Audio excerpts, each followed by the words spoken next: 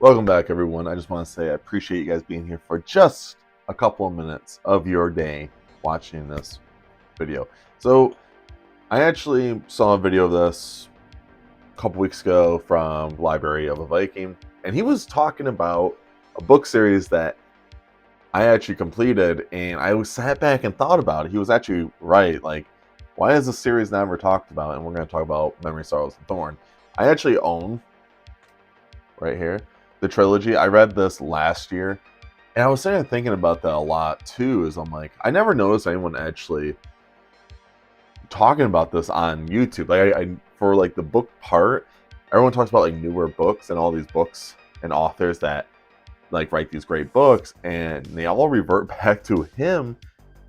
Like, it's just, it always, like, it blows my mind seeing that kind of stuff. Like, the premise of what Tad Williams wrote in Memory, Sorrows, and Thorn is so good and so detailed that I can see so much other works now from other authors who I have read or have not read yet, but I have seen interviews from, like people like George R. R. Martin and Brandon Sanderson.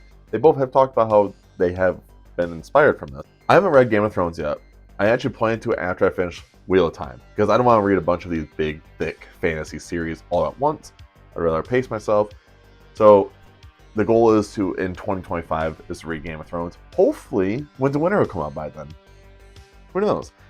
So I've seen the show Game of Thrones, and I've seen there's a lot of cool things of Game of Thrones. I was like, oh, okay, this is cool. Like the Iron Throne and all this stuff that when you read Memory, Sorrows, and Thorn, that's like the Dragonbone chair is literally the same exact thing in Game of Thrones as the Iron Chair. Because in the Iron Chair, you know, there's swords. Like the throne is made out of swords and weapons, and you know. So I thought it was a really interesting concept to actually see these comparisons between the two of them. And I never really thought about it while I was reading Memory, Sorrows, and Thorn. I just knew that George R. R. Martin has said in the past that this is a series that has inspired Game of Thrones. Now, like I said, I haven't read the series of Game of Thrones yet, but in the show, it's definitely steers a different way than Memory, Sorrows, and Thorn.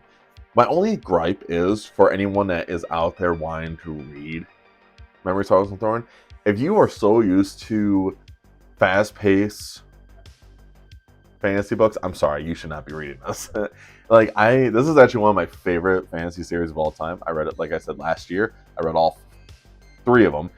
Even though technically book 3, you can read it in 2 parts and it's fine. Because there's a part in book 3 where it's like, because he does it in parts, and there's literally there's a spot in book 3 where you can split it and read it later, like the next month or whatever. Because I read one of these a month, and that's what I did with book 3. Because book 3 is like 1,400 pages, so it's giant. And this is a series that when you read it, it's just such a slow-paced book. Like the first 200 and so odd pages, your main character, Simon, is just chilling. I guess that's the best way to describe it. He's just hanging out, doing whatever in the castle. He's taking care of dishes. He's getting yelled at. He's just doing nothing. Like the whole time, like when I was reading this, I didn't expect it to go into such a slow burn book. But when you're reading this, you kind of just get really deep into it. And I actually bought the trilogy after. I want to see more of this world. I like Osenard is so good, and I just want to see more of it. And I honestly, Tad Williams is a really, really good author.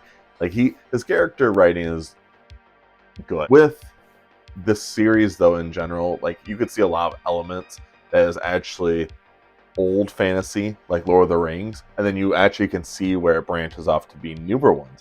You get a lot of political intrigue in the background where you have no idea who these characters are, but you have to like trust the process, and you learn.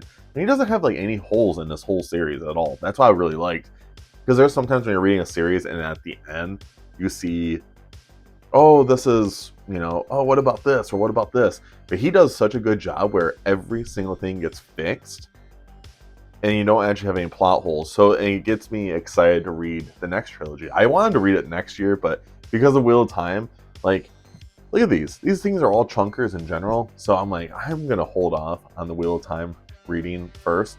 Like I said, the only downside I feel for Memory, Sorrows, and Thorn is the pacing.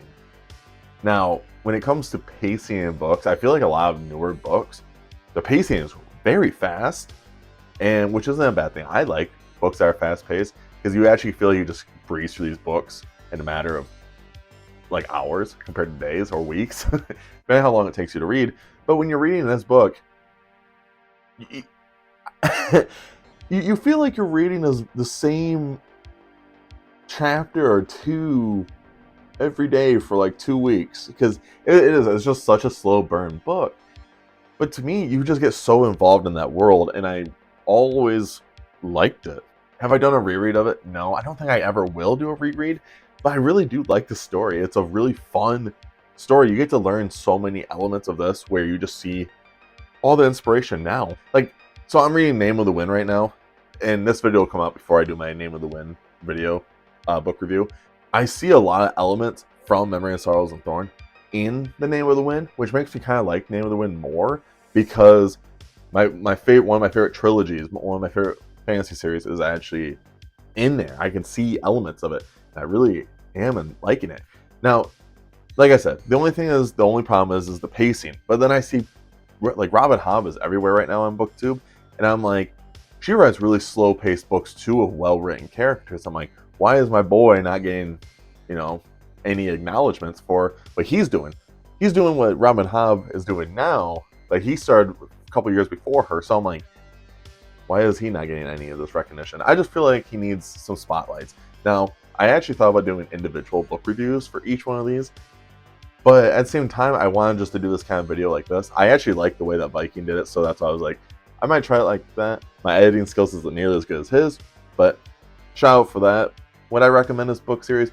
Absolutely. Should this book be everywhere on BookTube? Yes. Yes, it should. I don't understand why it's not. And if you guys, like I said, I think the worst case is with these slower burned books, you could always just, do the audiobook. Just saying, audiobooks are fine too. I don't know why everyone gripes on them, but you can do audiobook while reading this. That's what I do sometimes. If you guys made it to the end of this video, I do appreciate it. Make sure you guys check out all my socials down below. And of course, last but not least, make sure you guys stay safe, stay hungry, and tell someone you love them. I'll see you guys in the next video. See ya.